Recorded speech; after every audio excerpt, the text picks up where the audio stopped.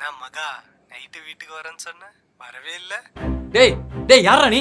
டேய் டேய் ஏங்க என்னாச்சு? இப்போ எதுக்கு இப்படி கத்திட்டு இருக்கீங்க? டேய் யாரு அவன்? ஃபோன் பண்ணி நைட் ஏன் வீட்டுக்கு வரலாம் கேட்டுட்டு இருக்கான்? என்னங்க சொல்றீங்க? எனக்கு இது புரியல. ஏங்க இது யாருன்னே எனக்கு தெரியலங்க. ஏதோ அன்னோன் நம்பரா இருக்கு.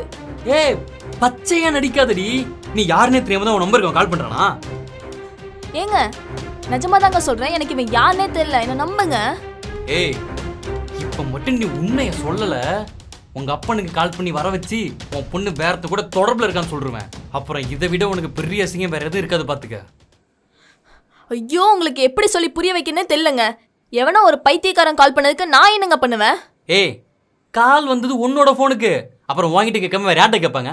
உண்மையை சொல்றேன். ஏங்க உங்ககிட்ட உண்மையை மறைச்சு நான் என்னங்க பண்ண போறேன்? அப்படி நான் தப்பு பண்றவளா இருந்தா நான் எதுக்குங்க உங்களை ஃபோன் அட்டன் பண்ண சொல்ல போறேன்? ஃபோன் வரும்போதே கட்டின புருஷன் பக்கத்துல இருக்கான்னு கொஞ்சமாச்சும் எனக்கு பயம் வந்திருக்கணும்ல.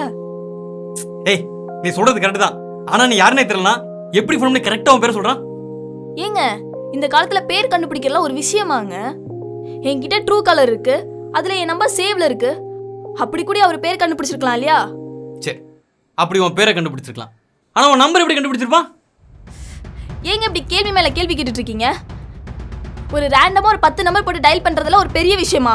அதுக்கு எவ்வளவு நேரம் ஆயிருப்போகுது? அது மட்டும் இல்லாம ஃபர்ஸ்டே அவன் ட்ரூ காலர்ல என் நம்பர் போட்டு பார்த்திருப்பான், என் பேர் வந்திருக்கும். அதுக்கப்புறம் கூட அவன் டயல் பண்ணிருக்கலாம் இல்லையா?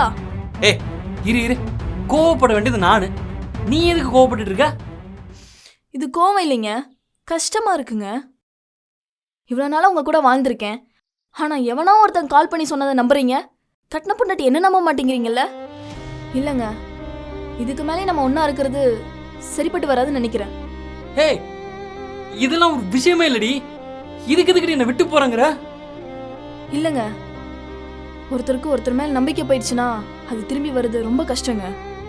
அது மட்டும் இல்லாம இன்னைக்கு எவனா ஒருத்தர் கால் பண்ணி பேசினதுக்கு என் மேல சந்தேகப்படுறீங்க, என்ன அவன் கூட லிங்க் பண்ணி பேசுறீங்க. எங்க அப்பா கிட்டலாம் சொல்லுவேன்னு பிளாக்மெயில் பண்றீங்க. நாளைக்கு இதே மாதிரி மறுபடியும் நடந்துச்சுன்னா மறுபடியும் என் மேல சந்தேகப்படுவீங்க. அதனால தான் சொல்றேன், இது செட் ஆகாதுங்க.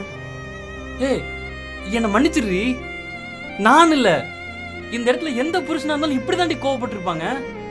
நீயே ஒரு நிமிஷம் யோசிச்சு பாரு. எனக்கு இதே மாதிரி ஒரு பொண்ணு கால் பண்ணி கார்த்தி நீ ஏன் நைட்டு வீட்டுக்கு வரல அப்படின்னு கேட்டா நீ கோவப்படுவியா மாட்டியா? என்ன கேள்வி கேட்பல்ல? நீங்க சொல்றதெல்லாம் சரிதாங்க, பட் கொஞ்சமாச்சும் லைஃப்ல ஒருத்தர் மேல நம்பிக்கை இருக்கணுங்க. என் மேல சுத்தமா உங்களுக்கு நம்பிக்கை இல்லாத மாதிரி பேசுனீங்க, அதான் எனக்கு சுத்தமா பிடிக்காம இருந்துச்சு. என் மேல கொஞ்சமாச்சும் உங்களுக்கு நம்பிக்கை இருந்திருந்தா நீங்க இந்த மாதிரிலாம் பேசியிருக்க மாட்டீங்க.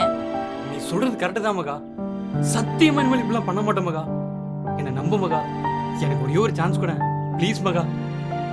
சரிங்க, ஆனா என்னால உங்க கூட முன்னாடி மாதிரிலாம் பேசுறதுக்கு கொஞ்சம் டைம் ஆகும். அதுக்காகலாம் என்ன மறுபடியும் பிளாக்மெயில் பண்ணிட மாட்டீங்கல்ல?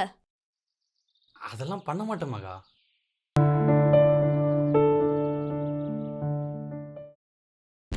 என்ன திவ்யா, நைட்டு வீட்டுக்கு வரேன்னு சொன்னேன், வரவே இல்லை. என்ன பூஜா, புருஷன் போயிட்டானா? நான் வேணா வரட்டுமா?